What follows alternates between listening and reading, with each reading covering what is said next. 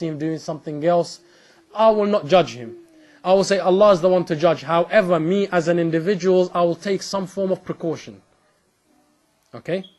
When I see two people walking down the street, a man and a woman, I don't say, well, yesterday I saw them sitting in the mosque and now he's walking with a woman. First of all, is this woman his sister or not? I don't know these things.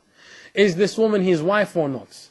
Is this woman somebody who he's engaged to, or somebody who her parents have permitted them to get to know each other or not? I don't know these things, so I don't pass the judgment. I say, Allahu Ya'lam. So I don't go around and saying, oh, did you see Fulan and Fulan? You know how it's like Chinese whispers in our society. You see them walking in the street together, they spoke 2 words. By the time the word reaches their family, oh, there wasn't a car, and astaghfirullah, this was happening.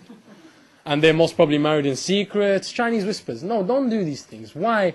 Because you destroyed the reputation of somebody. Bismillah ar-Rahman ar-Rahim. Allah subhanahu wa ta'ala says in the Quran.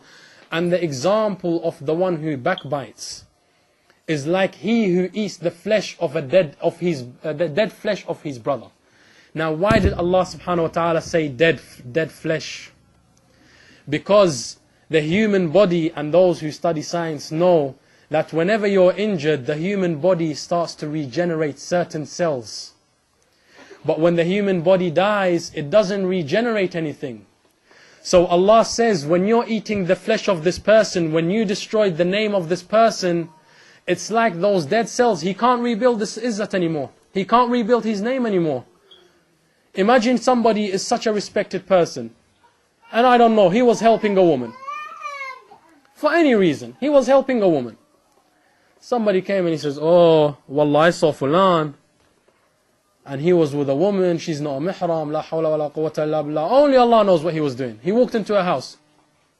Akhi, the woman could have been a disabled person. The woman could have required some assistance. He could have been working in a place where part of his job was to make a delivery to a certain house. You don't know these things. Now this person goes into mosque, everybody's looking at him.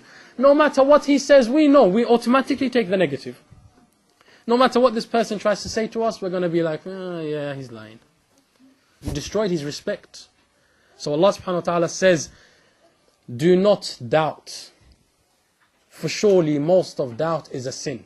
So when I doubt somebody, I doubt what they're doing. I doubt when he says to me, brother, I was only making a delivery.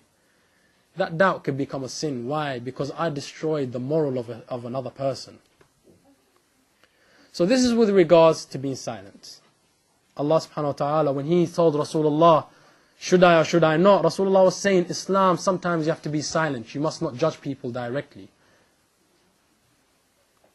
Another thing about being silent is, somebody comes to Ali ibn Abi Talib alayhi salamullah and he says, sorry, Rasulullah sallallahu alayhi wa sallam, he says, what is wisdom? So Rasulullah says, wisdom is silence. He says, and then? He said, and then you listen. He said, and then? He said, and then you comprehend and understand and contemplate on what you've just heard. He said, and then?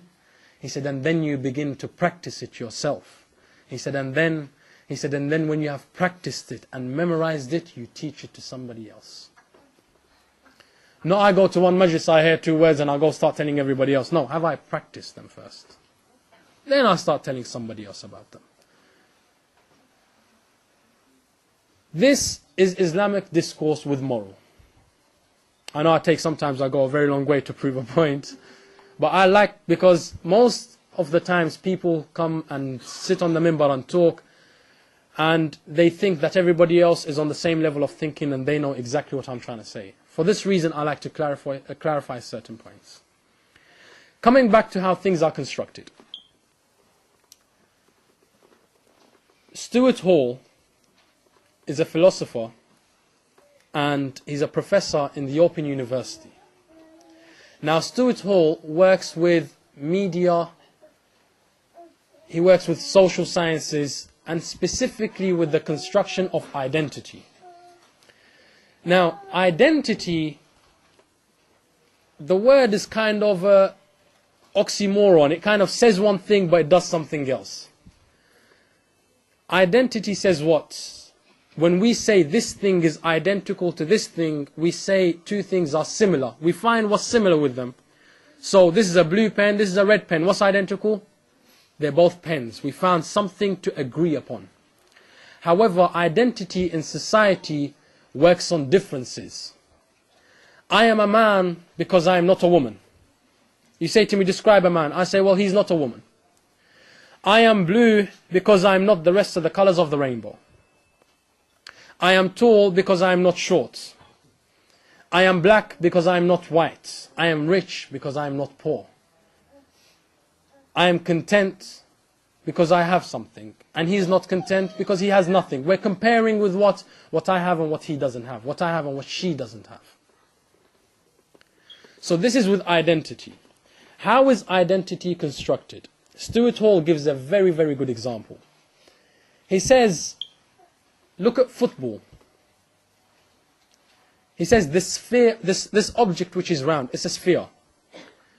When we use it and we kick it with our feet and we play 11 people versus 11 people, and then this group has to put the ball in the net of this group, they get 1 point. We call that sphere a football. But when the rules change and this sphere becomes what? That you cannot use your feet, you have to use your hands. And then we've got a certain number of people on this side, a certain number of people on this side. And then there's a net in the way, and then these people have to hit the ball across with their hands. And if the ball touches the ground, then they get a point. It becomes what? Volleyball. The object is the same. However, the rules, the discourse which the object is within, gives it its identity. The same thing happens in everyday life. We look at genre, male and female.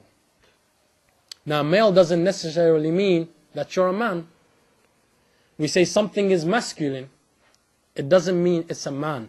It means the laws which apply to a masculine thing should apply to a man.